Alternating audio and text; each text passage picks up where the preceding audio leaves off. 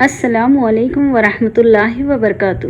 خطبۃ الوداع، حجۃ الوداع کا آخری خطبہ۔ یہ خطبہ 10 ہجری کو 9 ذی الحجہ کے دن میدان عرفات میں دیا گیا۔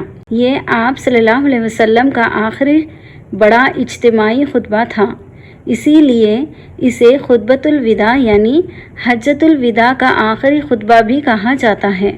حجۃ الوداع کے آخری خطبے میں یہ بیان کیا گیا ہے جان، مال اور عزت کی حرمت۔ نبی کریم صلی اللہ علیہ وسلم نے فرمایا، تمہارا خون، تمہارا مال اور تمہاری عزت ایک دوسرے پر اس طرح حرام ہے جیسے اس دن کی حرمت، اس مہینے کی حرمت اور اس شہر کی حرمت ہے۔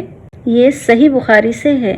نبی کریم صلی اللہ علیہ وسلم نے خطبہ حجۃ الوداع کے موقع پر فرمایا کہ انسان کی جان، عزت اور مال کو بہت مقدس قرار دیا ہے۔ کسی پر ظلم کرنا، اس کا مال چھیننا یا اس کی بے عزتی کرنا سخت گناہ ہے۔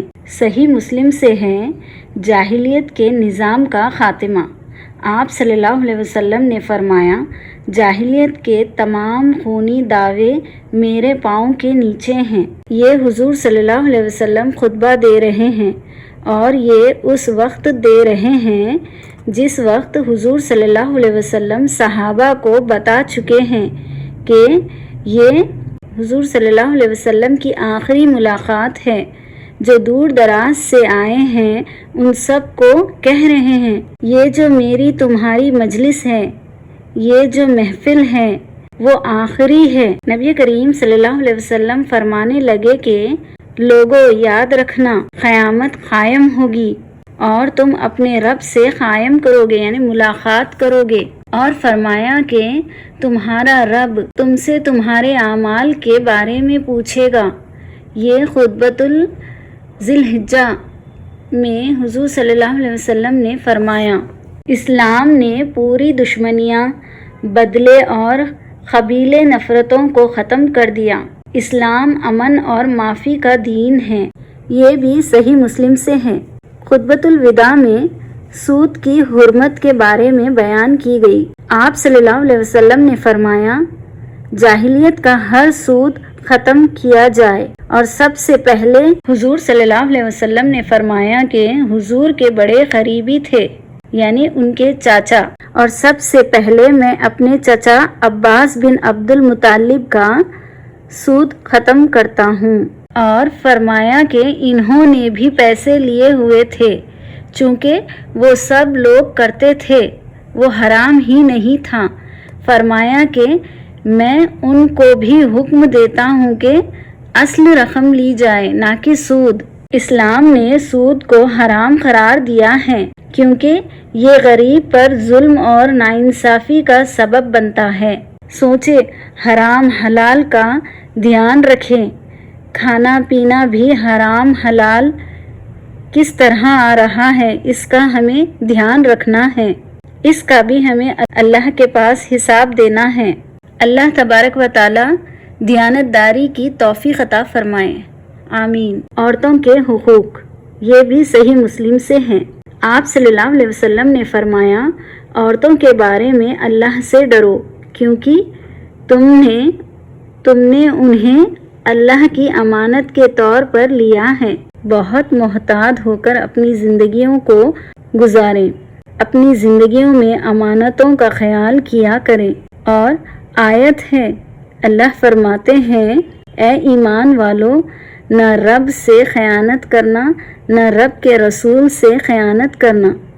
نبی کریم صلی اللہ علیہ وسلم نے فرمایا، عورتوں کے ساتھ حسن سلوک، محبت اور انصاف کا حکم دیا۔ اسلام نے عورتوں کو عزت اور حقوق دیے۔ خطبۃ الوداع میں یہ بھی فرمایا، قرآن اور سنت کو مضبوطی سے پکڑنا۔ یہ صحیح مسلم سے ہے۔ آپ صلی اللہ علیہ وسلم نے فرمایا، میں نے تمہارے درمیان وہ چیز چھوڑی ہے، اگر تم اسے مضبوطی سے پکڑے رہو گے تو کبھی گمراہ نہیں ہوگے۔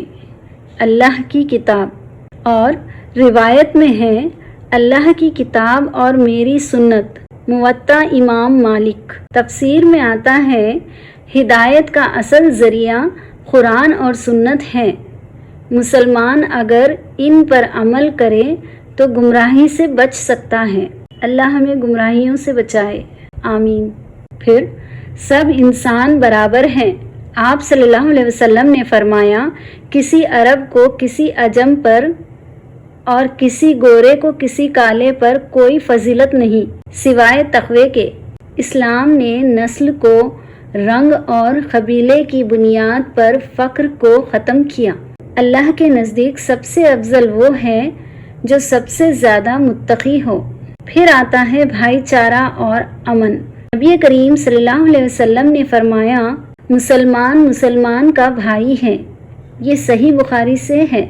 تفسیر میں ملتا ہے، اسلام محبت، ایکتا اور امن کا پیغام دیتا ہے، نفرت اور ظلم سے منع کرتا ہے۔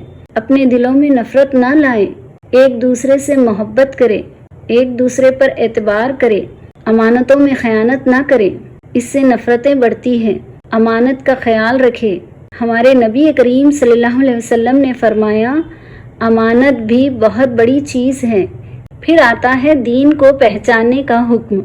نبی پاک صلی اللہ علیہ وسلم نے فرمایا، جو یہاں موجود ہیں وہ میری بات ان تک پہنچا دے، جو یہاں موجود نہیں ان تک میری بات پہنچا دے۔ یہ صحیح بخاری سے ہے۔ تفسیر سے ملتا ہے، دین کی صحیح بات دوسروں تک پہنچانا ہر مسلمان کی ذمہ داری ہے۔ پھر آتا ہے آخری گواہی۔ نبی کریم صلی اللہ علیہ وسلم نے فرمایا، اللہم حل بلغت، اے اللہ کیا میں نے تیرا پیغام پہنچا دیا؟ صحابہ نے کہا، جی ہاں۔ تو آپ صلی اللہ علیہ وسلم نے فرمایا، اللہم فشد، اے اللہ تو گواہ رہنا۔ یہ صحیح مسلم سے ہے۔ پھر آتا ہے قرآن کی آیت۔ اسی موقع پر یہ آیت نازل ہوئی۔ یہ آیت سورہ المائدہ کی ہے۔ آج میں نے تمہارے لیے تمہارا دین مکمل کر دیا اور تم پر اپنی نعمت پوری کر دی اور تمہارے لیے اسلام کو دین پسند کیا۔ خطبۃ الوداع کا پیغام۔ یہ خطبہ پوری انسانیت کے لیے ہدایت اور انصاف کا عظیم پیغام ہے۔ اس میں انسانیت کی حفاظت، عورتوں کے حقوق، سود کی حرمت، برابری اور تقوی، قرآن اور سنت کی پیروی، امن اور بھائی چارہ، یہ سب کے بارے میں معلوم ہوتا ہے۔ اللہ ہمیں سننے اور اس پر عمل کرنے کی توفیق عطا کرے، آمین۔